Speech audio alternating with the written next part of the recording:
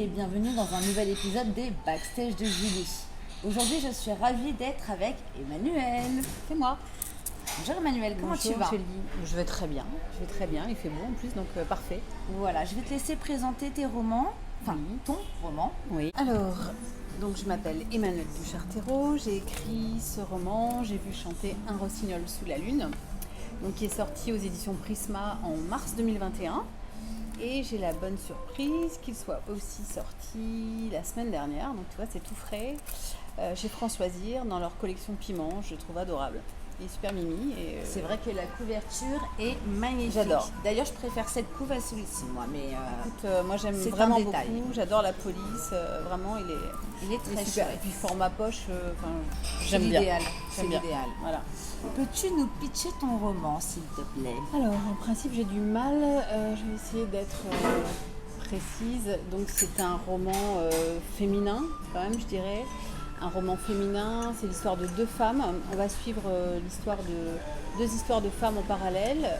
Une en région parisienne, Colette, et une Tess à La Rochelle, qui est ma ville natale.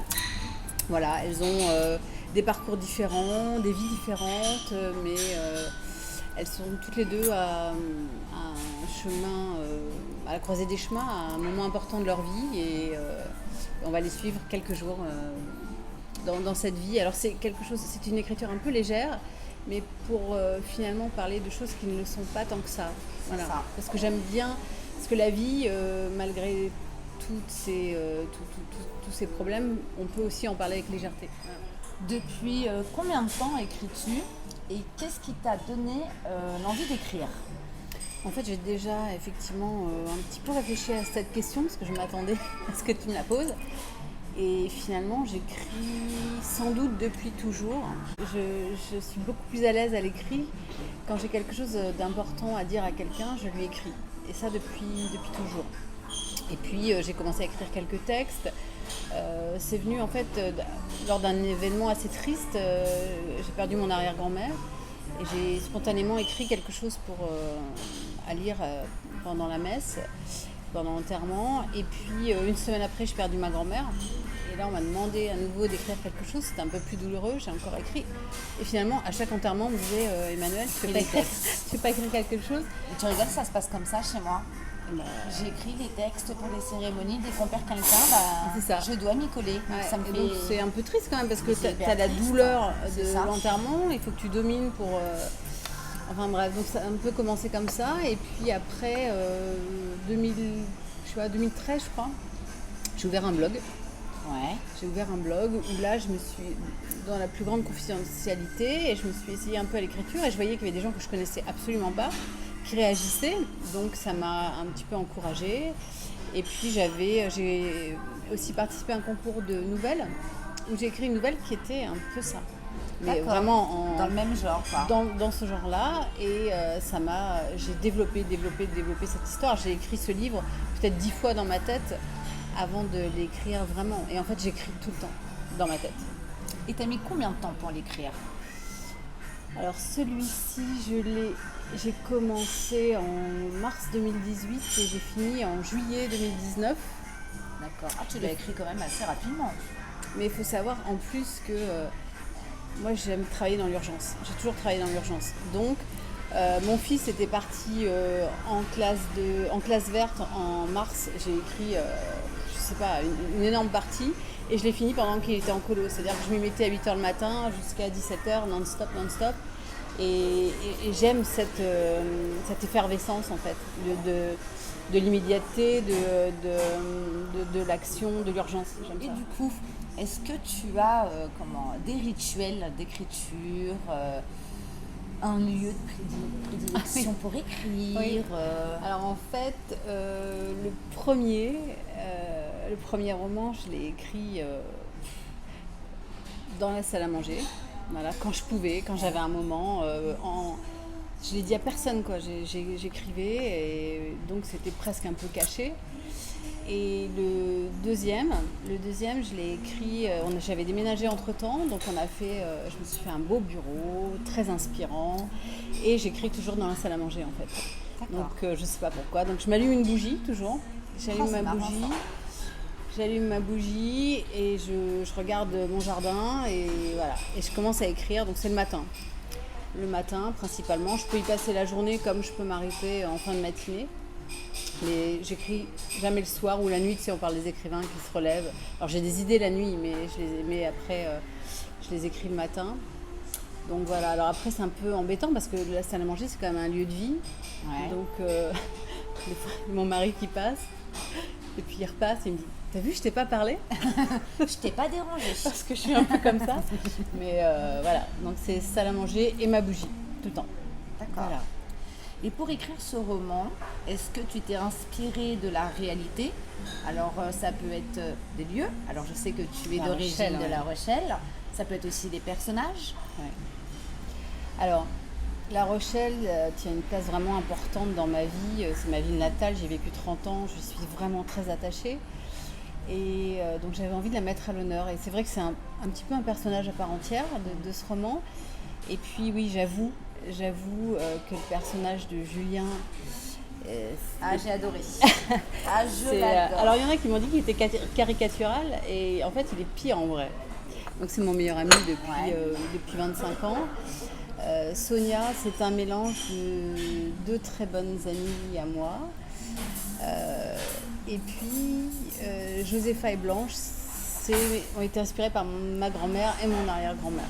Voilà, donc les personnages, effectivement, je les ai puisés dans la réalité. Parce qu'en fait, pour être honnête, j'ai un peu écrit ce livre comme un testament.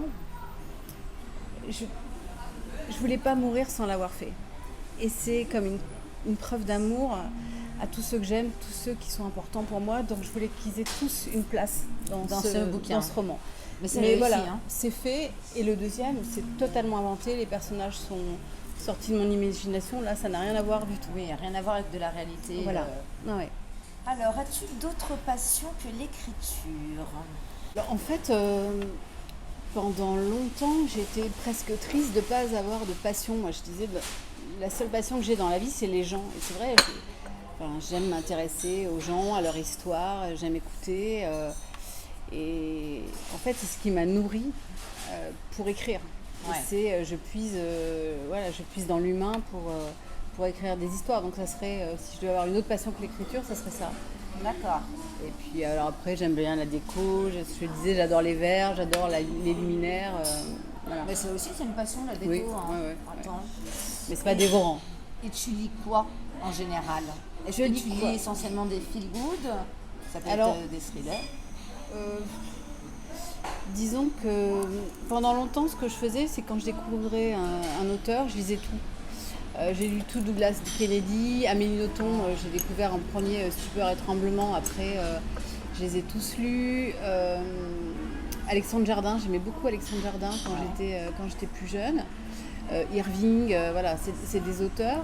Et puis ces dernières années, j'avais besoin de plus de légèreté, donc j'ai commencé effectivement à m'intéresser à ce qu'on dit feel good, même si c'est pas toujours des histoires forcément drôles. J'aime bien Virginie Grimaldi, évidemment. Julien Sandrel, j'ai découvert cet été Julien Sandrel que je ne connaissais pas. J'ai tout acheté, j'ai adoré, je trouve ça hyper poétique. Valérie Perrin. Oh oui, Valérie Voilà. Perrin. Quand j'ai l'eau des fleurs, j'ai eu du mal à me remettre à lire après avoir lu ce roman que j'ai trouvé magnifique. Voilà. Il est magnifiquement bien écrit en plus. Ouais. Et cet été, alors j'ai découvert, comme tu l'as interviewé la dernière fois, ça me fait plaisir d'en parler, Vincent Delarue, Le cas Victor Sumner.